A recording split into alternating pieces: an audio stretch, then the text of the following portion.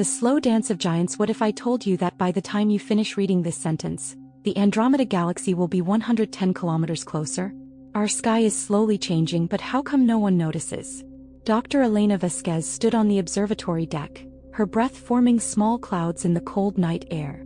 Above her, the autumn sky stretched like black velvet, punctured by a million diamond points of light. She raised her hand, extending her thumb toward a faint smudge just beside the constellation Cassiopeia. Most people would miss it entirely, that ghostly oval of light, but Elena had spent 20 years of her life studying it. Andromeda. M31. The nearest major galaxy to our own. It's beautiful tonight, her graduate student Marcus said as he joined her on the deck. He carried 2 steaming cups of coffee, offering her one. Do you know what you're looking at? Elena asked, not taking her eyes from that distant glow. A galaxy. 2.5 million light-years away, right? 2.56 million to be precise, Elena smiled. But here's the thing Marcus doesn't understand yet, the thing that keeps me awake at night. That galaxy up there? It's not staying 2.56 million light-years away. Marcus frowned, bringing the coffee to his lips. Everything's expanding though, isn't it? The universe is getting bigger. Most things are. Elena finally looked at him, her dark eyes reflecting the starlight. But not Andromeda. Andromeda is coming closer. Right now, as we stand here, it's racing toward us at 110 kilometers every single second. While you blink, it crosses the length of a football field. While you breathe in and out, it travels the distance from here to the next town over. She let that sink in, watching Marcus's expression shift from confusion to wonder to something approaching alarm. But how is that possible? I thought, gravity, Elena said simply. The universe is expanding, yes, but on local scales, and by local I mean a few million light-years. Gravity still rules. The Milky Way and Andromeda have been locked in each other's gravitational embrace since the beginning. We're falling toward each other, Marcus. We have been for billions of years. And in about 4 billion more we're going to collide. The word hung in the cold air between them. Collide. Our galaxy is going to crash into another galaxy? Marcus's voice had risen an octave. Elena nodded slowly. Picture it. Andromeda isn't some small thing, some minor player in the cosmic arena. It's a monster. It contains more than 1 trillion stars, that's a 1 followed by 12 zeros. Its spiral arms stretch across 220,000 light-years of space. Our galaxy, the Milky Way, has maybe 400 billion stars and spans about 100,000 light-years. Andromeda is more than twice our size, and it's coming at us like a freight train through the darkness. She turned back to the sky, pointing at that faint smudge again. That little patch of light up there? If you could see it with enhanced vision, if all the light it emits were visible to your eyes, it would appear 6 times larger than the full moon in our sky. 6 times, Marcus. We're looking at something incomprehensibly huge and incomprehensibly far away, and we can still see it with our naked eyes. That should terrify and amaze you in equal measure. Marcus was quiet for a long moment, his coffee forgotten in his hands. 4 billion years is a long time though. Longer than Earth has existed. Longer than life has existed. It is, Elena agreed. But the universe doesn't care about our timescales. What's coming is inevitable. Let me walk you through it. Let me show you what I've spent 2 decades modeling, simulating, dreaming about. She pulled out her tablet, bringing up a visualization. The screen glowed in the darkness, showing 2 spiral galaxies separated by vast darkness. We're here, she said, indicating the smaller spiral. Right now, Andromeda is showing us something astronomers call blue shift. You know about redshift, right? How light from distant galaxies gets stretched out, shifted toward the red end of the spectrum because those galaxies are moving away from us. Marcus nodded. Andromeda does the opposite. Its light is compressed, shifted toward the blue because it's moving toward us. It's one of the only nearby galaxies that does this. Most others are running away, carried by the expansion of space itself. But not Andromeda. Andromeda is diving toward us through the cosmic dark. She swiped the visualization forward. The 2 galaxies crept closer. For the next few billion years, nothing much will change. The distance between us will shrink, but space is so vast that even traveling at 110 kilometers per second, it takes epochs to cross. Earth will change more in that time than the sky will. Our sun will grow hotter, brightening by about 10% every billion years. The oceans will start to evaporate. Life as we know it will struggle, adapt, perhaps fail. Humanity, if any remnant of humanity still exists, will have long since become something we wouldn't recognize. She swiped again. The galaxies were noticeably closer now. But then, about 4 billion years from now, something will change. Andromeda will no longer be a small smudge in the sky. It will have grown. Imagine standing outside on a clear night and seeing a second moon rising, but this moon is huge, stretching across 30 degrees of sky. You could cover it with 2 fists held at arm's length, side by side. But it wouldn't be solid like the moon. It would be a ghostly spiral, a Catherine wheel of starlight, turning slowly across the heavens. Marcus stared at the tablet. In the visualization, Andromeda now dominated the sky, its spiral arms clearly visible, individual star clusters beginning to stand out like jewels. People would be able to see individual stars in another galaxy, Elena continued, her voice soft with wonder. The bright blue supergiants, the red giant stars in their death throes. They would see dark dust lanes cutting through the spiral arms like cosmic rivers. And every night it would be bigger. Every night it would be closer. And then, Elena took a deep breath. The dance begins. She advanced the simulation. The 2 galaxies were nearly touching now, their spiral arms beginning to distort. First contact happens at the outer edges. The gravitational fields of both galaxies extend far beyond their visible matter, invisible halos of dark matter that we can't see but that make up most of their mass. These halos hit first and they begin to pull. Spiral arms that took billions of years to form start to warp and twist. Stars in the outer regions of both galaxies feel tugs they've never felt before. The simulation showed streams of stars being pulled out into space like taffy being stretched. Some stars will be flung out into intergalactic space, orphaned from their home galaxies. They'll wander the void between galaxy clusters for the rest of their lives, lone travelers in an empty darkness. Others will be pulled deeper into the collision zone. What about us? Marcus asked quietly. What about Earth? The solar system? Elena smiled sadly. The truth is, we don't know exactly. But I can tell you the possibilities. She zoomed the simulation to focus on a single star system near the collision zone. See, here's the thing that surprises most people. Galaxies are mostly empty space. Yes, they contain hundreds of billions of stars, but those stars are separated by light years of nothing. When 2 galaxies collide, the stars themselves rarely actually hit each other. The chances of our sun physically colliding with another star are almost 0. So we're safe. I didn't say that. Elena's smile faded. Physical collisions don't have to happen for things to go very, very wrong. The gravitational chaos of the collision will throw star systems into new orbits. Some will be flung inward toward what will become the new galactic center. Others will be cast out. Our solar system might survive intact, but it could be relocated to entirely the wrong neighborhood. She pulled up another simulation showing the sun's orbit through the galaxy. Right now, we orbit the galactic center once every 230 million years, cruising along at about 828,000 kilometers per hour in the safe suburbs of the galaxy. We're far from the chaotic center, far from dangerous radiation sources, far from dense star clusters where gravitational interactions could disrupt our planets. The collision could change all that. Picture our solar system being tossed into the new galactic core, she continued. The center of a newly merged galaxy is a violent place.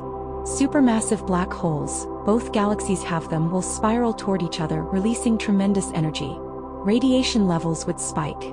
New stars would be forming at incredible rates from all the gas and dust being compressed. If Earth still existed at this point, if it hadn't already been sterilized by our aging sun, the night sky would be bright with the light of millions of nearby stars. There would be no real darkness anymore. And the radiation. She trailed off, shaking her head. Or we might be flung out, she said. Cast into the outer halo of the new galaxy or even beyond it entirely. The sun would continue to shine, the planets would continue to orbit, but we'd be alone. No more Milky Way band across the sky. No more neighboring stars. Just the distant glow of the galaxy we were expelled from, and the vast empty darkness in all directions. Marcus looked up at the sky, at the familiar constellations. It's hard to imagine it all changing. It's happening whether we imagine it or not, Elena said. The collision itself will take millions of years. The 2 galaxies will pass through each other, their shapes completely disrupted, long streamers of stars pulled out into space. Then gravity will drag them back together for a second pass. Then a third. Each time they'll be more mangled, more mixed together. The beautiful spiral structures, those elegant arms that took billions of years to form, will be destroyed.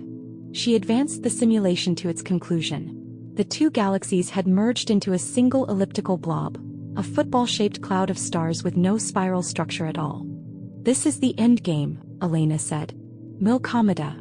That's what some astronomers are calling it, a blend of Milky Way and Andromeda. An elliptical galaxy, no longer spinning in a graceful disk but instead a three-dimensional swarm of stars in random orbits.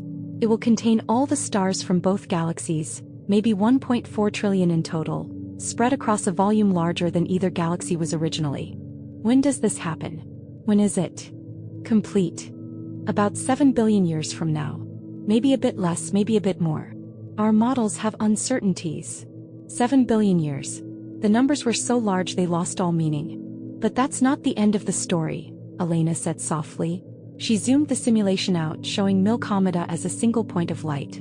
Because the collision, as violent as it is, as transformative as it is really just the beginning of the end. She advanced the clock forward, billions of years ticking by in seconds. Galaxies collide and merge, but stars are mortal. Every star has a lifespan determined by its mass and composition. The massive blue giants burn hot and fast, exploding as supernovae after just a few million years. Medium stars like our Sun live for billions of years. Small red dwarfs can shine for trillions of years, but even they're not eternal. The simulation showed stars winking out one by one at first, then in greater numbers. Star formation requires gas and dust. But every time a star forms, it locks up some of that gas. Every time a star dies in a supernova, it blows gas out of the galaxy entirely. Slowly, over tens of billions of years, Milkomeda will run out of raw material. New stars will stop forming. The galaxy will grow darker. More stars vanished from the simulation. The bright spiral arms, already destroyed in the collision, were now just a memory. The elliptical cloud was fading. The remaining stars will age. One by one they'll exhaust their fuel. Sun-like stars will swell into red giants, then shed their outer layers and fade to white dwarfs, stellar corpses no bigger than Earth, slowly radiating away their remaining heat. Massive stars will explode or collapse into neutron stars or black holes. The galaxy will become a graveyard. The simulation was almost dark now. Only a handful of dim points remained. In maybe 100 trillion years, the last stars will go out. The galaxy, Milkomeda, or whatever it's called by then, will be dead. Just black holes, neutron stars, white dwarfs, and brown dwarfs orbiting in the darkness. No light. No warmth. No life. Just the ghost of what was once two mighty spiral galaxies full of light and possibility. Silence settled over the observatory deck. Marcus looked shell-shocked. "Why?" he finally asked. "Why does it have to end like that?" "Entropy," Elena said. "The second law of thermodynamics. Everything tends toward disorder, toward equilibrium, toward death. Stars are nuclear fires burning against the cold of space, but you can't burn forever. Eventually you run out of fuel. Eventually everything runs out. It's depressing." "It is," Elena agreed. "But it's also beautiful in its own way. Those stars, all those trillions of stars, will live long lives. They'll shine for billions or trillions of years each. They'll create planetary systems. Maybe some of those planets will develop life. Maybe some will develop intelligence, consciousness, civilizations. Think of all the stories that will unfold around those stars. All the triumphs and tragedies, all the art and science, all the love and hope and wonder." She looked up at Andromeda again, that faint smudge of light that represented a trillion stories she would never know. "And when the collision happens, when Andromeda and the Milky Way finally come together, it won't be a quick death. It will be a spectacular display, a cosmic fireworks show that plays out over millions of years. Gas clouds will collide and compress, triggering the birth of millions of new stars.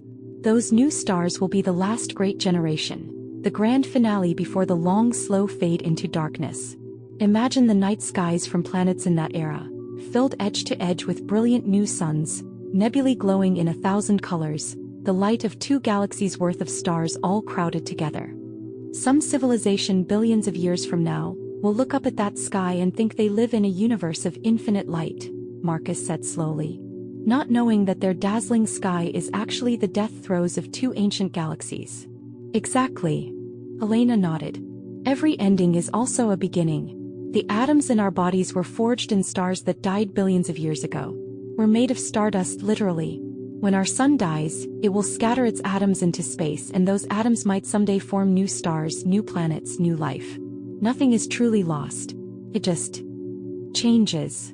She took a sip of her coffee, now cold, and made a face. The universe is 14 billion years old.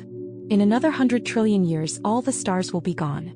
That means we're living in the very early universe, Marcus.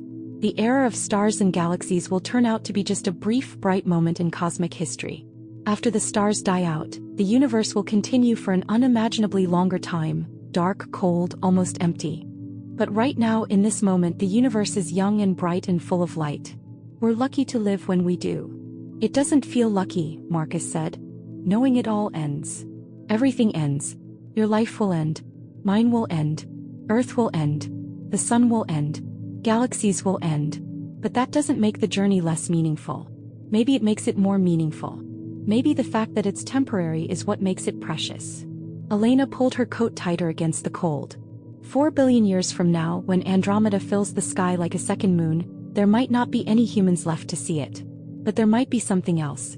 Something descended from us, or something entirely new. And they'll look up at that approaching spiral, at those individual stars becoming visible in another galaxy, and maybe they'll feel what we feel, awe and terror and wonder at the magnificent, terrible, beautiful universe we live in. Will they be scared? Probably, Elena said. I am, and it won't happen for 4 billion years. But maybe they'll also understand what I've learned studying this collision all these years. The universe doesn't care about us. It's not malicious, but it's not benevolent either. It just is. Galaxies collide because gravity pulls them together. Stars die because fusion can't last forever. These aren't personal choices or moral judgments. They're just the way physics works. She gestured at the sky, at all the stars looking down on them. But in the middle of all that indifference, life happened. Somehow, impossibly, the universe organized itself into patterns complex enough to be aware, to think, to feel, to wonder about its own existence. We're not separate from the universe, Marcus. We're part of it. We're the way the universe looks at itself. When we look up at Andromeda, we're seeing one part of the universe observing another part. When we study the collision, we're watching the universe understand its own processes. That's a lot of pressure. Elena laughed. It is. But it's also extraordinary. For a brief moment, and 4 billion years is brief in cosmic terms, consciousness exists. Intelligence exists. There are beings who can look up at the stars and understand what they're seeing. That's not nothing. That's everything. She finished her cold coffee and looked at her student. Andromeda is coming. It's always been coming. It will arrive whether we watch or not, whether we understand or not, whether we care or not. But we do watch. We do understand at least a little. We do care. And that's what makes us human. Not that we can stop what's coming, we can't. But that we can comprehend it, that we can map it and model it and marvel at it. Every night Andromeda gets 110 kilometers closer. Every night the sky changes infinitesimally. No one notices because the changes are too small, too slow. But we can measure them. We can calculate where it will all lead. We can see the future written in the stars. Marcus looked up at that faint smudge of light, really seeing it now. It's still beautiful. It is, Elena agreed. And it will be beautiful when it arrives. Different but beautiful. The collision will create things we can't imagine. New stars, new planetary systems, maybe new forms of life. The universe is violent and vast and ultimately fatal, but it's also creative. It destroys and it creates over and over in an endless cycle. They stood together in the cold darkness, two tiny humans on a tiny planet orbiting an average star in one of hundreds of billions of galaxies, watching the approach of another galaxy, another trillion stars, all of them caught in the same cosmic dance. So what do we do? Marcus asked. Knowing all this, knowing what's coming. Elena smiled. We live, we learn, we love. We look up at the stars and we wonder. We tell stories about what we see. We pass those stories down to whoever comes after us. We try to understand our place in this vast, strange, magnificent universe. And we accept that someday it will all be gone, and that's okay. Because right now, in this moment, it's here. We're here. And that's enough.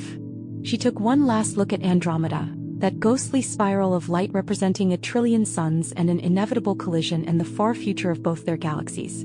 Then she turned and headed back inside, Marcus following behind her. Above them, silent and patient and inexorable, Andromeda continued its long, slow approach. 110 kilometers closer every second. Always moving, always falling, always coming home. The sky was changing. It had always been changing. And billions of years from now, when two galaxies finally embraced in a dance of destruction and creation, the universe would look on with the same indifference it had always shown. But somewhere, maybe someone would be watching. Someone would understand. Someone would care. And in a universe of unimaginable size and age, that would mean everything. The slow dance continues. The distance shrinks. And the universe, ancient and young, dead and alive, carries on its patient work of transformation. One collision at a time. One ending and beginning at a time. Forever and ever until even forever runs out.